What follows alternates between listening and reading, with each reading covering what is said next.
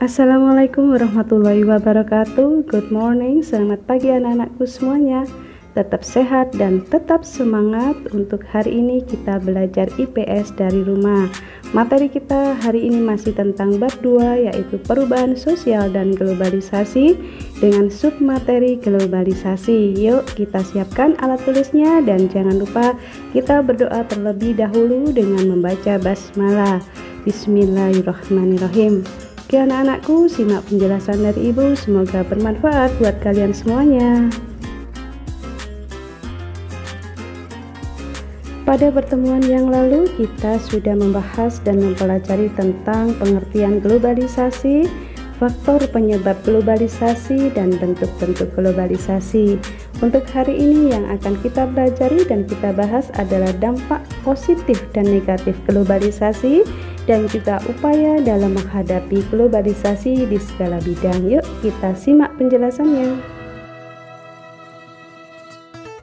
Oke anak-anakku, sekarang kita bahas tentang dampak positif globalisasi.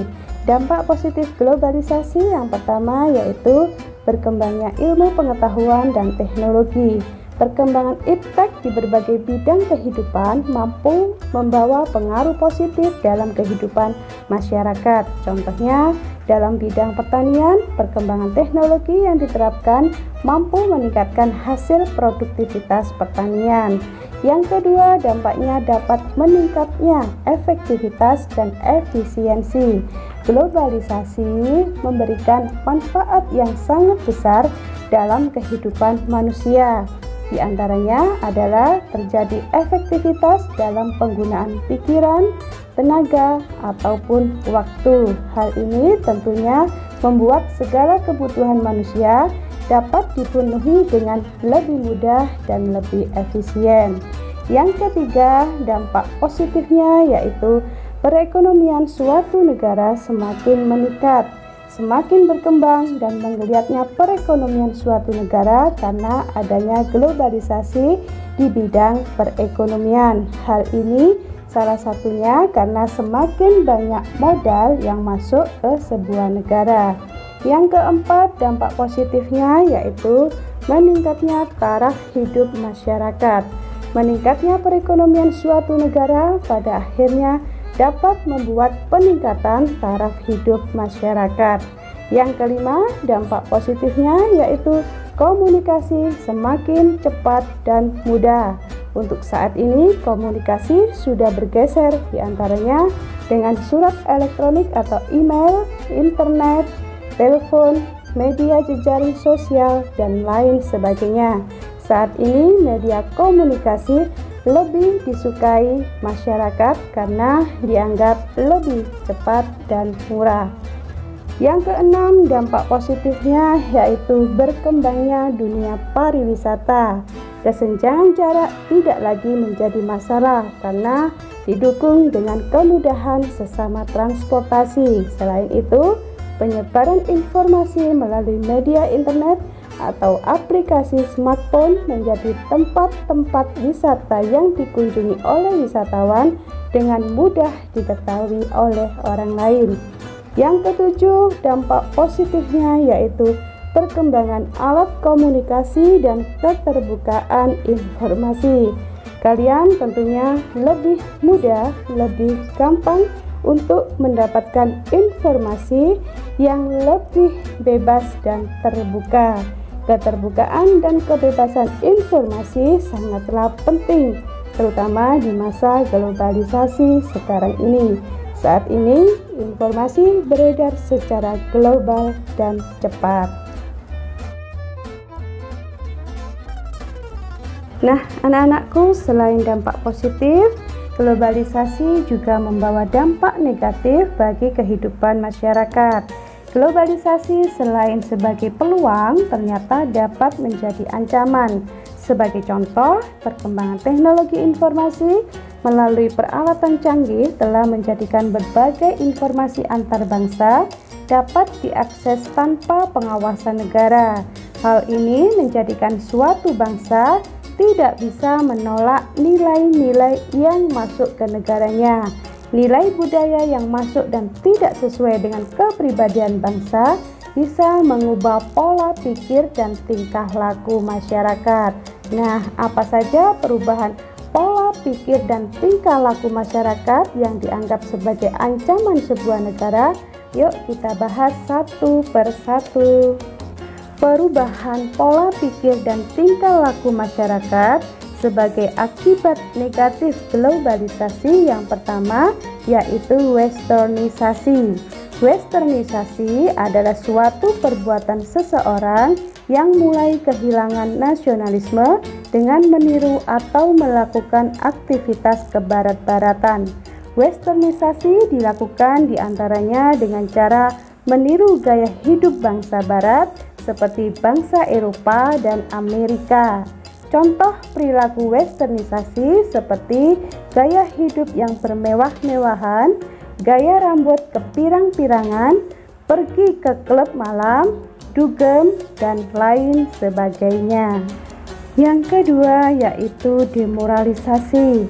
Demoralisasi atau dekadensi moral adalah menurunnya atau merosotnya akhlak atau moral seseorang.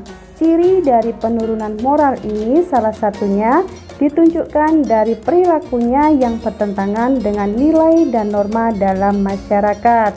Contoh dari demoralisasi seperti pembunuhan, pencurian, korupsi, pergaulan bebas, narkoba, dan lain sebagainya. Dampak negatif globalisasi yang ketiga adalah kesenjangan sosial ekonomi. Kesenjangan sosial ekonomi adalah perbedaan yang tajam antara satu kelompok dengan kelompok lain dalam bidang sosial dan ekonomi. Contoh dari kesenjangan sosial ekonomi yaitu munculnya golongan masyarakat kaya dan golongan masyarakat miskin. Dampak negatif globalisasi yang keempat adalah kriminalitas. Kriminalitas merupakan segala bentuk tindakan yang melanggar norma hukum.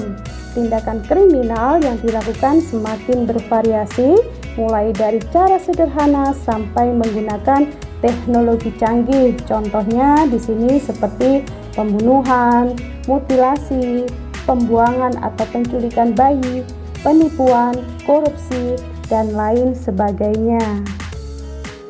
Yang kelima adalah kenakalan remaja. Kenakalan remaja juga dapat diartikan sebagai semua perbuatan anak remaja usia belasan tahun yang berlawanan dengan ketertiban umum, nilai dan norma yang diakui oleh masyarakat, yang ditujukan kepada orang, binatang, atau barang-barang yang dapat menimbulkan bahaya ataupun kerugian pada pihak lain. Contoh dari bentuk kenakalan remaja di sini seperti vandalisme, tawuran, geng motor, dan lain sebagainya. Dampak globalisasi negatif yang keenam adalah pencemaran lingkungan. Pencemaran lingkungan ditandai dengan berubahnya tatanan lingkungan oleh kegiatan manusia atau proses alam sehingga kualitas lingkungan menjadi turun sampai ke tingkat tertentu yang menyebabkan lingkungan kurang atau tidak dapat berfungsi lagi sesuai dengan peruntukannya. Contoh dari pencemaran udara, air, suara, tanah, dan lain sebagainya. Yang ketujuh yaitu individualisme. Individualisme bisa disebut sebagai perilaku yang mementingkan diri sendiri dan tidak mau tahu urusan atau kepentingan orang lain. Kalangan generasi muda di desa saat ini mulai memiliki sikap individualis yang tinggi. Kepedulian terhadap sesama tampak mulai memudar sebagai salah satu contoh gejala dari perilaku ini. Nah, anak-anakku, itulah tadi dampak positif dan negatif dari globalisasi. Sekarang kita akan membahas tentang upaya menghadapi globalisasi. Upaya menghadapi globalisasi budaya yang pertama, menyaring setiap budaya asing yang masuk ke Indonesia, mempromosikan budaya asli Indonesia ke kancah internasional, menyukai dan menggunakan produk-produk asli Indonesia, memperkuat persatuan dan kesatuan antar warga Indonesia yang memiliki budaya beragam. Yang kelima, mematenkan setiap budaya Indonesia dan mempublikasikannya. Yang keenam, berpegang teguh pada nilai religius, spiritual, dan memupuk rasa kebinekaan. Dan yang ketujuh, meningkatkan kualitas keimanan dan moralitas masyarakat. Upaya kita dalam menghadapi globalisasi iptek yang pertama yaitu kita harus bisa berkompetisi dalam kemajuan iptek. Yang kedua, meningkatkan motif berprestasi. Yang ketiga, meningkatkan kualitas atau mutu sumber daya manusia. Yang keempat, selalu berorientasi ke masa depan. Dan yang kelima, meningkatkan penguasaan kita terhadap teknologi modern di skala bidang. Untuk upaya menghadapi globalisasi ekonomi, yang pertama, menyiapkan sumber daya manusia yang kompeten, kompetitif, dan memiliki kemampuan yang baik. Yang kedua, melaksanakan standarisasi dan sertifikasi bagi perusahaan dan lembaga pemerintah untuk citra, kesungguhan, dan kualitas produk. Yang ketiga, menghilangkan praktek-praktek korupsi, kolusi, nepotisme, dan manipulasi. Yang keempat, mendorong pengusaha-pengusaha lokal, khususnya pengusaha kecil dan menengah, untuk berkompetisi secara sehat. Dan yang kelima, mendorong munculnya produk-produk kreatif dan inovatif dari masyarakat Indonesia. Sedangkan upaya menghadapi globalisasi komunikasi, yang pertama, kita harus memilih dan memanfaatkan alat komunikasi secara tepat dan sebaik-baiknya sesuai dengan fungsi dan kebutuhan. Yang kedua, kita harus memanfaatkan alat komunikasi demi kemajuan masa depan dan tidak menyalahgunakan. Dan yang ketiga, kita harus memilih informasi dengan tepat dan bijaksana. Nah, bagaimana upaya kita menghadapi globalisasi transportasi? Yang pertama, kita harus bisa memanfaatkan alat transportasi sesuai dengan jarak dan waktunya. Yang kedua, kita harus bisa memanfaatkan alat transportasi tidak berlebihan. Dan yang ketiga, kita harus bisa menjaga keberadaan alat transportasi lokal. Nah, anak-anakku, ini adalah tugas aktivitas individu yang harus dan wajib kalian kerjakan. Kalian isi tabel di bawah ini, kalian tulis atau kalian salin tabelnya di kertas folio bergaris.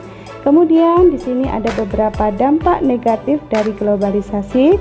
Kalian cari faktor penyebabnya, dampaknya, dan upaya mengatasinya. Kalian bisa cari jawabannya dengan membaca buku paket kelas 9 IPS. Selamat mengerjakan. Semoga kalian mendapatkan nilai yang terbaik. Nah, berikutnya adalah penilaian kinerja proses. Di sini ada dua gambar.